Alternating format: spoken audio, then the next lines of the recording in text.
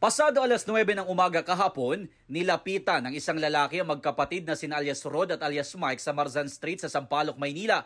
Maya-maya si alias Rod hinataw ng sospek ng speaker at tinadyakan pa. Dumukot ng patalim ang sospek at ilang beses inambahan ng saksak ang biktima hanggang sa tuluyan na niyang pinagsasaksak si alias Rod. Sinubukang lumaban ng biktima pero itinarak ng sospek ang patalim sa kanyang ulo. Humandusay ang biktima na tila pinanood pa ng sospek malagutan ng hininga bago siya umalis sakay ng motorsiklo. Si alias Mike naman napatakbo. Pero kinagabihan ay nahuli si alias Mike matapos umanong mag-amok sa tapat ng barangay. Tinangka pa raw niyang saksakin ang isa sa mga kagawad. Bigla niyang inugot, hinabol ako.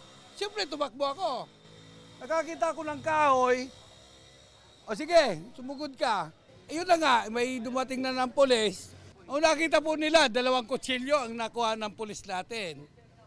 Ay kung madamay. Ayon kay alias Mike, pangdepensa niya ang patalim dahil sa pagbabanta mula sa sospek. Nakatrabaho lang daw ng kanyang kapatid ang sospek habang nagkakabit sila ng poster ng mga kandidato para sa eleksyon. 1 buwan pa raw pinatira ng biktima ang sospek sa kanyang bahay.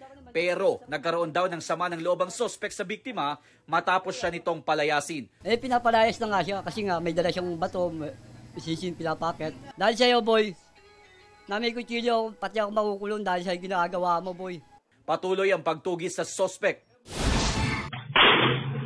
Sa Tanza, Cavite, patay ang isang lalaki matapos pagbabarilin umano ng nakaalitan niya. Ayon sa asawa ng biktima na isang tricycle driver, nasa pilahan ng tricycle ang kanyang mister nang dumaan ang sospek na sakay rin ng tricycle.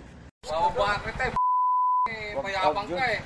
Wag na. Tinatawag kita maayos ha. Kaya mo sampalin? O yan o. Bumaba ka dyan.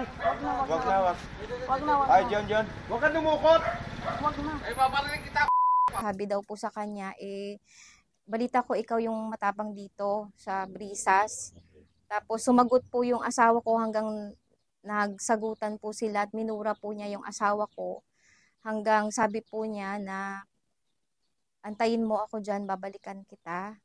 Pinapayuhan na raw ang kanyang asawa na mga kasama nito na umalis. Pero dahil kakilala ng biktima ang sospek, hindi siya umalis agad hanggang sa bumalik umano ang sospek sakay ng motorsiklo kasamang 2 pang lalaki. Doon na pinagbabaril ang biktima sa ulo at katawan.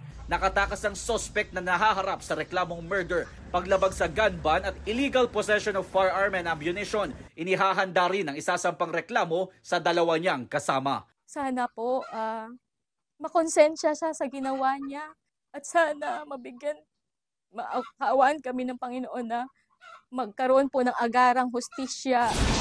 Para sa GMA Integrated News, ako si Jomer Apresto, ang inyong saksi. Ayaw kapatid mo una na. Oo, sinabihan ko siya. Hindi mo kilala galing yan. Ako, barkada mo pero hindi ako lumilipit dyan. Matagal mo na kilala yung boy? Oo. Mga kapuso, maging una sa saksi. Mag-subscribe sa GMA Integrated News sa YouTube para sa iba't ibang balita.